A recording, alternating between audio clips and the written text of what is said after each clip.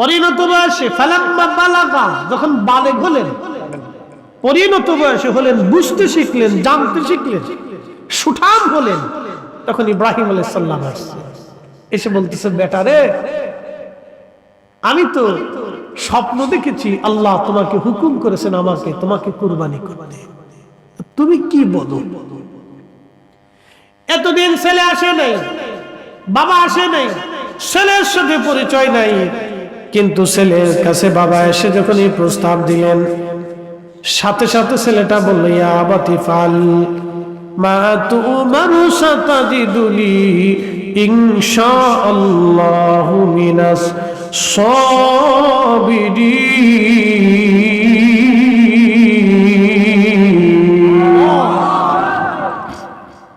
আমার দিকে তাকান, এখান থেকে আমাদের বুঝতে হবে, বুঝার জন্য এই ওয়াজটা নিয়ে আসছি। আপনার এই ওয়াজ জীবনে বহু শুনছেন, তারপরে বুঝার জন্য বলতেছি। কোরআন বলতেছে, ছেলেটা বলতেছে, ইয়া আবাতি ফাল মা তুমার সাতাজিদুনি ইনশাআল্লাহু মিনাস সাবিরিন।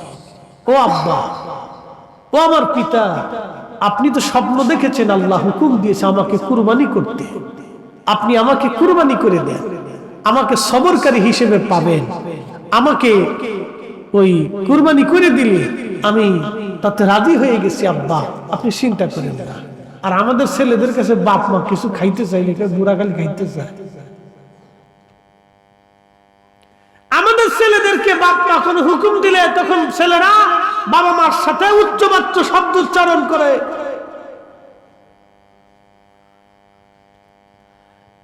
যুবক যুবতীরা, এটা আমাদের জন্য একেবারে কি বলবো, বলার কোনো ভাষা নাই। শুনিয়া যান, ইসমাইল আলাইহিস সালাম বাবার প্রতি কত বড় আনুগত্য থাকলে একটা সন্তান বলে, আব্বা কুরবানি দিয়ে দেন, আমি ইনশাআল্লাহু মিনাস সাবিরিন, সবরকারীদের মধ্যে আপনি আমারে পাবেন। তখন হাজেরাকে বললেন, বিবি আমার সন্তানটাকে দিয়ে দেন। হাজেরা সন্তানকে সুন্দর করে গোসল টোসল করাইয়া পাক সাফ করাইয়া বাবার সাথে দিয়ে দিলেন। মিনা প্রান্তরে যেখানে শয়তানকে আপনার লাঠি মানে কি বলে পাথর মারেন, এইখানে আসার পরে শয়তান থেকে ধোঁকা দিতে চাইলো। আল্লাহর খলিল এবং হযরত ইসমাইল পাথর নিক্ষেপ করলেন শয়তানকে, শয়তান ধসে গেল। মিনাতে নিয়ে গেলেন হযরত ইসমাইল আলাইহিস সালামকে। আহা, একটু চিন্তা করেন এই সময়টা কত কঠিন ছিল। যখন মিনা প্রান্তরে নিয়ে গেলেন, একজন সন্তান বাবার প্রতি কতটা আনুগত্যশীল হলে, আল্লাহর প্রতি নিজেকে সুপর্দ করলে, হযরত ইসমাইল আলাইহিস সালাম কুরবানির সামনে নিয়ে যাওয়া হলো। কেউ নাই, পৃথিবীর দুইজন মানুষ তখন, হ্যাঁ, ইব্রাহিম এবং ইসমাইল আলাইহিস সালাম, একজন বাবা আর একজন সন্তান। 80 বছর পরে একটা সন্তান আল্লাহ দিয়েছে। তারপর ওই সন্তানটাকে কুরবানি করার জন্য আল্লাহ হুকুম দিলেন। আমার দেশে মানুষ গরু কুরবানি দেয়, ফ্রিজ কিনে নিয়ে আসে, গোশত ভাগ করে আলাদা থুয়ে দেওয়ার জন্য, রেখে দেওয়ার জন্য। গরিব মানুষের দিতে চায় না। যারা গরিব মানুষের গোশত না দিয়ে ফ্রিজিং কইরা মনের পর মন, টনের পর টন গোশত রেখে দাও, হাকিকতে কুরবানি আদায় হয় না। কারণ এটা তুমি নিজের জন্য করেছো, গরিবের জন্য করো নাই। কি কথা কন না কেন? হাকিকতে এগুলো কোনো ভ্যালু নেই। হযরত ইব্রাহিম আলাইহিস সালাম কত বড় আনুগত্য। ছেলেটা ডাক দিচ্ছে, আব্বা জান, আপনি তো আমাকে কুরবানি করবেন। বাবা, কুরবানি তো করে দিবেন, আমাকে জবাই করবেন। ছুরিটা সুন্দর করে ধার করেন আব্বা জান, যাতে আমার গলার মধ্যে চালাইলে আমার কষ্ট না হয়। দ্রুত গতিতে আপনি আমাকে জবাই দিতে পারেন, খোদার হুকুম মান্য করতে যাতে আপনার দেরি না হয়। ঠিক তখনই ইসমাইল আলাইহিস সালাম ডাক দিয়ে বলেন, আব্বা জান, আপনি আমার হাত পা গুলি শক্ত করে আব্বা বেঁধে নিবেন, যাতে আমি ছটফট না করি। বলেন তো একজন সন্তান যখন বাবাকে এই কথাগুলি বলে তখন বাবার হৃদয়ের মধ্যে কেমন ব্যথা হতে পারে। কিন্তু খোদার হুকুমে ইব্রাহিম আলাইহিস সালাম অটল। আমরা আল্লাহর খলিলের সন্তান, মিল্লাতের বাবা তিনি, আমরা তার রূহানি সন্তান। বাবা যেমন আল্লাহর হুকুমের কাছে মাথা নত করে একবারে অটল ছিলেন, আমাদেরকে ওই রকম অটল থাকতে হবে, মাথা নত করা যাবে না। আল্লাহর হুকুমে মাথা নত করতে হবে, মিথ্যার কাছে মাথা নত করা যাবে না। ঠিক কিনা? প্রিয় উপস্থিতি, খুব মনোযোগ দেন। হযরত ইব্রাহিম আলাইহিস সালাম ডাক দিয়ে বলতেছে, ইসমাইল ডাক দিয়ে বলতেছে, আব্বা জান আপনার চোখ আমার চোখ ভালো করে বেঁধে দিবেন, আমার চোখটাও বাঁধবেন, আমার জামাটা খুলে নিবেন। এই জামাটা খুলে নিয়ে আমার আম্মা জানের হাতে দিবেন, আর আম্মা জানকে দোয়া করতে বলবেন। এই জামাটা দেখে দেখে যেন আম্মা জান আমার জন্য দোয়া করে। চিন্তা করেন তো, একজন সন্তান বাবাকে যখন এই কথা বলতেছিল তখন বাবার অন্তরে কেমন ব্যথা লাগতে পারে। আব্বা জান আপনি দয়া করে আপনার চোখ মুখগুলি বেঁধে নেন, আপনার চোখটা আপনি বেঁধে নেন। এই জন্য চোখ আপনি বেঁধে নিবেন। আব্বা গো, আমার চেহারার দিকে তাকাইলে আপনার মায়া লাগতে পারে। আর একবার যদি সন্তানের প্রতি মায়া হয়, খোদার হুকুম আপনার অমান্য হয়ে যাবে। কোরআন বলতেছে, ইয়া আইয়ুহাল্লাযীনা আমানু লা তুলহিকুম আমওয়ালুকুম ওয়ালা আওলাদুকুম আন যিকরিল্লাহ।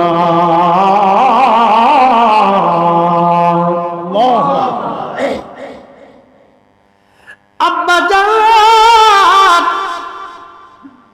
খোদার হুকুম যদি একবার অমান্য হয় তো সর্বনাশ। আপনার চোখগুলি শক্ত করে বেঁধে নেন যাতে আপনি আমাকে না দেখেন, আমার প্রতি বড় মায়া হতে পারে। আরো একটা কাজ করেন আব্বা জান, আপনি আমার উপর করে শোয়াবেন, আমার গন্ড দেশ থেকে না ঘর দেশ থেকে আপনি কেটে ফেলবেন।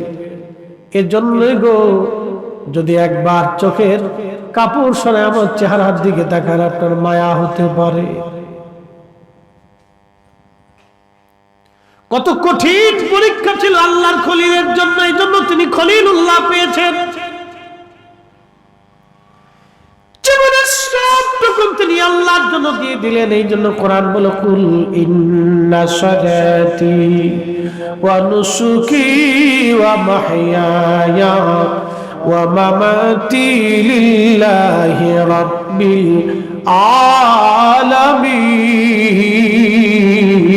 আলামিন। চিৎকার মেরে জোরে বলেন আল্লাহু আকবার। আর আমরা সুদের টাকা দিয়ে গরু কুরবানি করে আমরা সওয়াবের আশা করি, কত বড় বোকামি একটু চিন্তা করেন। ঘুষের টাকা দিয়ে গরু কুরবানি কইরা আমরা বিরাট বড় কুরবানি দিয়ে মনে করছি একবার আল্লাহর খুশি করে ফেলছি। আল্লাহর খুশি করার জন্য হালাল উপার্জন ছাড়া আর সম্ভব না। আমরা ওই হজ করার জন্য এই যে এই বছর লক্ষ লক্ষ হাজিরা হজে যাবে, সবার টাকা কি হালাল? বাংলাদেশে কত হবে? 85। বাংলাদেশে 85,000, সবার টাকা হালাল। আমার এক কি বলে যারা হজে নেয়, জানাব এক মুআল্লিম ভদ্রলোক বলতেছে, একজনে আইছে খুব পয়সাওয়ালা, ঠিকানা পাওয়া যাবে না, চালা, খুব পয়সাওয়ালা। তো জিজ্ঞেস করলো কি ব্যাপার, আপনার তো অনেক সম্পদ, পয়সাওয়ালা, তা একবারে সর্বনিম্ন প্যাকেজটা খুঁজতেছেন? সর্বনিম্ন সরকার হলো 5,90,000। উনি আমার 5,90,000 টাকা বলতেছে। আপনি এত পয়সা করেন মালিক, তো 5,90,000 খুঁজেন কে? আপনি তো অন্তত 20 লাখ, 15 লাখ, 16 লাখ, 18 লাখ, 20 লাখের প্যাকেজে যান।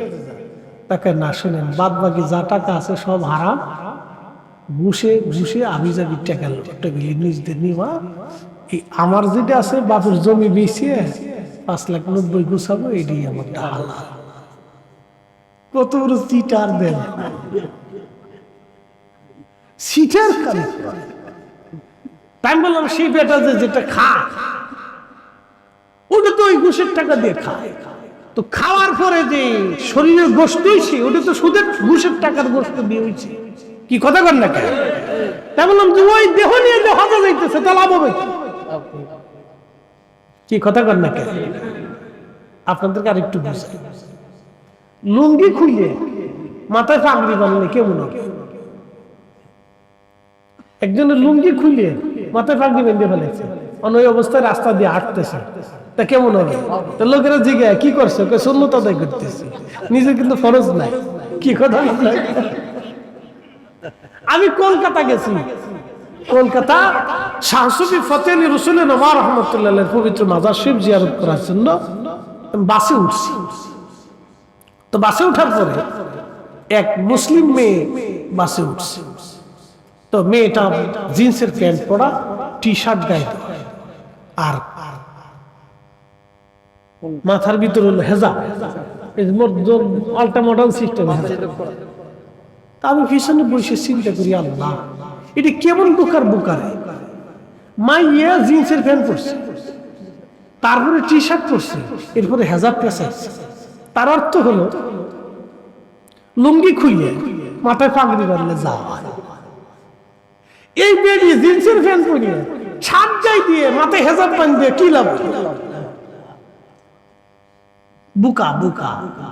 তুই বেটা ওই রকম বুকা যেই বেটা ঘুষের টাকা দিয়ে হজে যাবার না চাইয়ে নিজের বাপের জমি বেচে হজে যাইবো, হালাল খুঁজতেছে, কিন্তু সারা বছর খাইছে হারাম, সারা বছর হারাম খাইছে, সারা বছর মানুষের মাথায় বাড়ি দিয়েছে, কোটিবার হজ করলো, কোটিবার কুরবানি দিল, কাজ হবে না। কি কথা কন না? ঠিক না বেটি? উচিত কথায় ময় বেজার গরম বাতে বিলাই।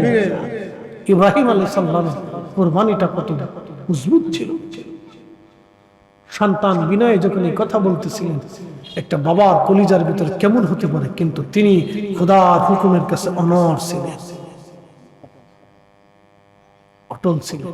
ঠিক ইব্রাহিম আলাইহিস সালাতু ওয়াস সালাম বিসমিল্লাহ আল্লাহু আকবার বলে ছুরি ধরাইয়া চোখ মুখ বাইন্ধে ইসমাইল আলাইহিস সালামের হাত পা বেঁধে ছুরি বিসমিল্লাহ আল্লাহু আকবার বলে গলার দিকে চালিয়ে দিচ্ছে।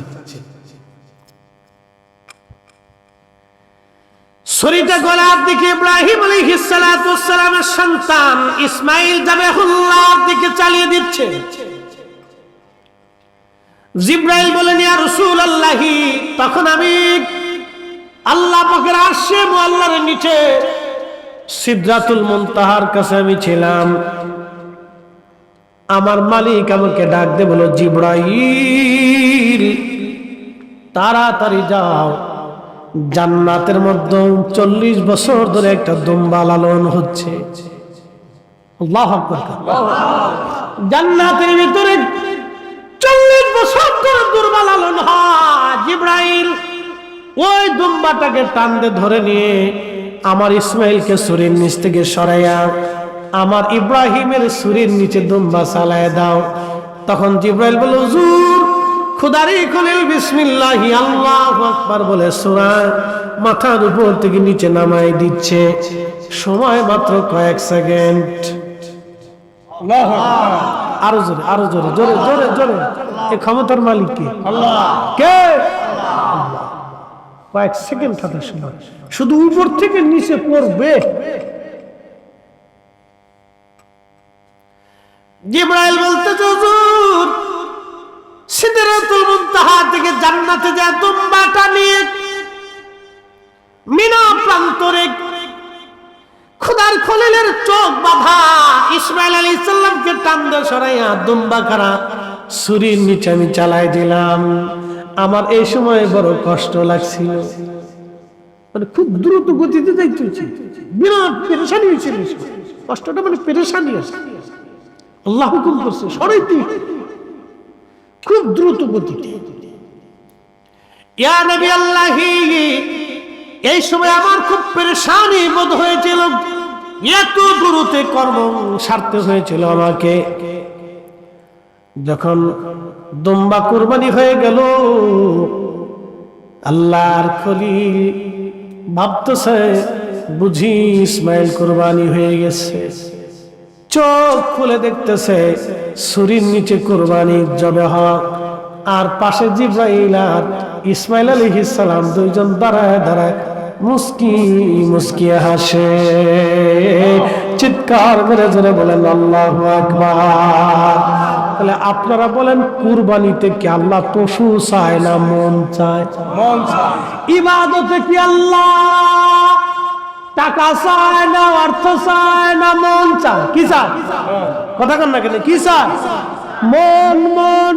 এই জন্য নামাজে দাঁড়িয়ে গেছেন আলহামদুলিল্লাহ রাব্বিল আলামিন আর রহমানির রহিম মালিক ইয়াউমিদ্দিন। আর দিক থেকে নিজে চিন্তা করলাম, জুতা জোড়া একবারে পিছনের কাতারে রেখেছিলাম, সামনের কাতারে জুতা আছে না গেছে, চিন্তা চলে গেছে জুতার ভিতরে, নামাজ শেষ। কথা কথা ইবাদতে আল্লাহ কি চায়? ইব্রাহিম আলাইহিস সালামের ভালোবাসা চাইছিল। আমার রাসূলের কদম মুবারকে অর্থ দিয়ে, বিত্ত দিয়ে, সম্পদ দিয়ে, সৌন্দর্য দিয়ে, লাহান দিয়ে, বংশ দিয়ে, গৌরব দিয়ে, মেধা দিয়ে নবী পাওয়ার কোনো সুযোগ নাই। রাসূল পাইতে হলে নবীর কদমে ভালোবাসা দিয়ে গোলামি করতে হবে। কথা কন না, ঠিক কিনা? হৃদয় দিয়ে, ভালোবাসা দিয়ে গোলামি করতে হবে, তাহলে রাসূল। প্রিয় উপস্থিতি আমার, ইব্রাহিম আলাইহিস সালামের কুরবানি হয়ে গেল। সারা পৃথিবীতে সেই দিন থেকে কুরবানি চালু হয়ে গেল। আল্লাহু আকবার। আজও কুরবানি চলমান। নাস্তিকরা বলে এটা পশু জবাহের উৎসব। নাস্তিকদের কথা ধরা যাবে না, কেন ওদের কথার ভিতরে অনেক বড় ভুল। ওরা যে পশু জবের উৎসব বলতেছে, তাহলে আল্লাহ আমাদেরকে এই সমস্ত হালাল বস্তু খাওয়ার জন্য আল্লাহ দুনিয়াতে দিয়েছে, এগুলি আমরা তো খেতেই হবে, না খেলে তো মানুষ বাঁচবে না। আমান্তর যুক্তি, কুরবানি আসলে সেকুলার যারা তাদের মাথা খারাপ হয়ে যায়, কাতি মাসে কুত্তা পাগল হয়। কুরবানি আসলে সেকুলার যারা, নাস্তিক যারা, ওরা পাগল হয়। কি কথা কন না কেন? কুরবানি আসলে নাস্তিকরা পাগল হয়, এরা আমাদের পশু জবাই দেখলে তাদের মাথা খারাপ হয়ে যায়। তো মনোযোগ দিন। যে শেষ আলোচনাটা রাখতে চেয়েছিলাম, ওদের একটা অনুরোধ ছিল, পিতামাতার কথা, সন্তানের দায়িত্ব এবং কর্তব্য। ইসমাইল আলাইহিস সালামের জীবনের পাঠ থেকে একটু ছোট্ট ঘটনা শোনাই দিয়ে আজকে সম্মানিত সভাপতি মহোদয় তিনি দোয়া করবেন। মনোযোগ দিন। ইসমাইল আলাইহিস সালামকে বিয়ে দেওয়া হলো। ইতিমধ্যে হাজার আলাইহিস সালাম ইন্তেকাল করছেন, তিনি আর দুনিয়াতে নাই। ইনি বয়স বেশি পান, অল্প কিছু বয়স পাইছিলেন, তিনি ইন্তেকাল করছেন। ইসমাইল আলাইহিস সালাম কি ওই কওমের সাথে, যে কওম এসে ওখানে বসতি করলো, এই আরব আদি মক্কাবাসী, এদের সাথে ইসমাইল আলাইহিস সালামের একটা বিবাহ সম্পর্ক। তো বহুদিন পরে ইব্রাহিম আলাইহিস সালাম আবার আসছে। তখন তিনি একেবারে বয়োবৃদ্ধ, চুল দাড়িগুলি সাদা বর্ণ হয়ে গেছে, খুব জয়ীফ হয়ে গেছে। সন্তানকে দেখার জন্য আসছে, ইসমাইলকে এক নজর দেখার জন্য আসছে। সুদূর ফিলিস্তিন থেকে সেই বর্তমান কাবাতুল মুকাররমাতে তিনি উপস্থিত হলেন। বাড়ির দরজার সামনে যে সালাম দিলেন, আসসালামু আলাইকুম ওয়া রাহমাতুল্লাহ। ভিতর থেকে একজন নারী কর্কশ ভাষায় জবাব দিল, ওয়ালাইকুম আসসালাম। কে? ইব্রাহিম আলাইহিস সালাম বলেন, আমি একজন মুসাফির আসছিলাম। ইসমাইল কি বাড়িতে আছে? নাই। কিছু বেটি মানুষ আছে না? কথা কন না, আছে না? সরাসরি আদবের অভাব। মনে করে বিরাট বড় দুনিয়ার লাটসা নাই। ইসমাইল কোথায় গেছে? বাইরে গেছে কাজের জন্য, আমাদের জন্য উপার্জনের জন্য গেছে, রুটি রুজি করতে গেছে। কেমন আছো? আল্লাহর খলিল চিনতে পারেন, ডাক দিয়ে বলতেছে তোমরা কেমন আছো? ভালো নাই, সুবিধার না, কর্কশ ভাষা। খোদার খলিল আস্তে করে বলে দিয়ে গেলেন, ইসমাইল যদি বাড়িতে আসে তাহলে বলবা বাড়ির চৌকাঠটা ভালো না, এটা যেন পরিবর্তন করে নেয়। হযরত ইসমাইল আলাইহিস সালাম কয়েকদিন পরে আসলেন, খোদার খলিল চলে গেলেন। কয়েকদিন পরে আবার আসছে, আসার পরে ইসমাইল আলাইহিস সালাম আসলেন, আসার পরে ডাক দিলেন, বিবিরে মনে হয় বাড়িতে কোনো মেহমান আসছিল, কারণ নবী তো বাবার ঘ্রাণ সুঘ্রাণ নাকে লেগে গেছে। বিবি গাড়ি ঘরে তো মনে হয় কোনো মেহমান এসে গিয়েছিল। হাসছিল একজন বয়োবৃদ্ধ মানুষ, বলছে মুসাফির সুন্দর চেহারার অধিকারী ইব্রাহিম আলাইহিস সালাম আমাদের নবীর মতো সুন্দর ছিল, একবার জোরে বলা যাবে কি মারহাবা? অনেক সুন্দর ছিল। এই জন্য দেখবেন ফিলিস্তিনের অনেক সুন্দর, কিন্তু হ্যাঁ ওরা সুন্দর, ওদের যুবকরা দেখবেন বাচ্চারা খুব সুন্দর, কিউট, খুব সুন্দর সুন্দর বাচ্চা। আল্লাহর খলিল ইব্রাহিম অনেক সুন্দর ছিলেন। বলতেছে হ্যাঁ, একজন বৃদ্ধ আসেন, খুব বৃদ্ধ কিন্তু চমৎকার সুন্দর চেহারার অধিকারী। বলতেছে বিবিরে কি বলছে, তুমি কি বলছো? বলছে তোমার কথা জিজ্ঞেস করে বলছে বাহিরে গেছে উপার্জনে। আর কি বলছে? বলছে তোমরা কেমন আছো? আমি বলছি ভালো নাই। বসতে দিয়েছিলা? বলে না।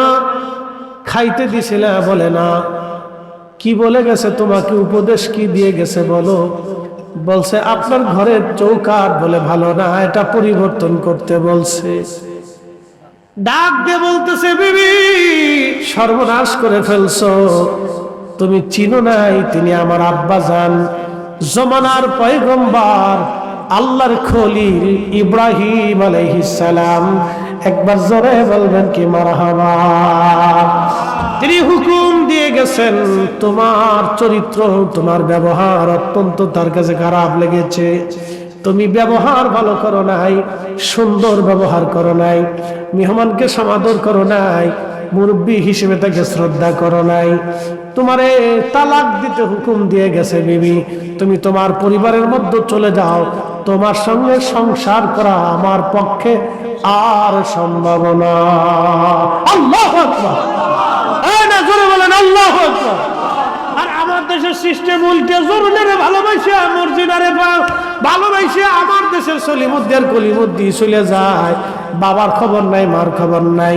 মার ইজ্জতে আঘাত দিয়া, বাবার সম্মানে আঘাত দিয়া আর এক বেডি ধরে নিয়ে চলে গেছে। কি কথা কর? মেয়ে 20 বছর ধরে একটা বাবা তার মেয়েকে পরিশ্রম করে লালন পালন করছে, এই মহিলা আর এক ছেলের সাথে ভাইকে চলে গেছে। বলেন তো একটা বাবার মান সম্মান বলে কিছু থাকে? ছি ছি ছি। একটা বাবা তখন আত্মহত্যা করতে যে আমার জীবনটাকে শেষ করে দিয়ে চলে গেছে।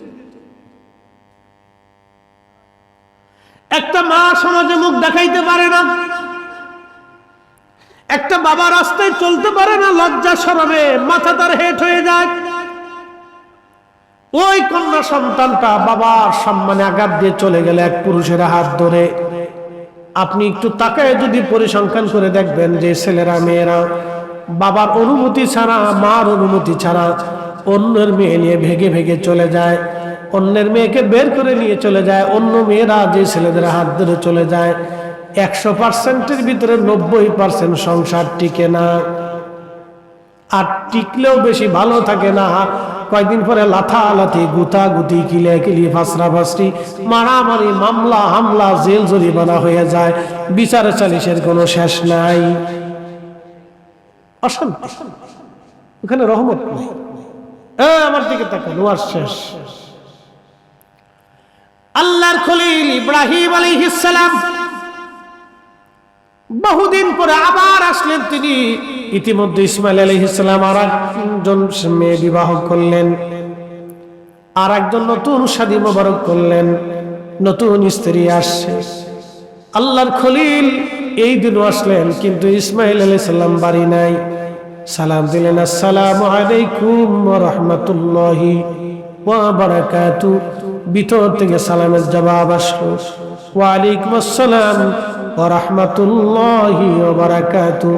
মুসলমান তো সালাম ভুলে গেছে। মুসলমানদের আইন হলো ঘরের মধ্যে ঢুকলে, বাড়িতে গেলে আগে তারা সালাম দিবে। এখন আর সালাম দেয় না, সালামের বিনিময়ে আগে কুক কুক করে। সালাম দিতে হয় আগে। আপনি ফ্যামিলিতে ঢুকেন, সালাম দিবেন। বাচ্চা কাচ্চারা সালাম দিয়ে বের হওয়ার সময় সালাম দিয়ে আসবেন। বাচ্চাদেরকে সালাম শিক্ষা দিবেন। ঘরে ঢুকার সময় সালাম শিক্ষা দিবেন। নিজেরা সালাম দিতে অভ্যস্ত করবেন, সন্তানদেরকে সালাম শিখাবেন, নাতি নাতকুরদেরকে সালাম শিখাবেন। তা না শিখে খালি পাবজি গেম কেমনে খেলে এমনি শিখান, খালি গেম খেলা শিখান।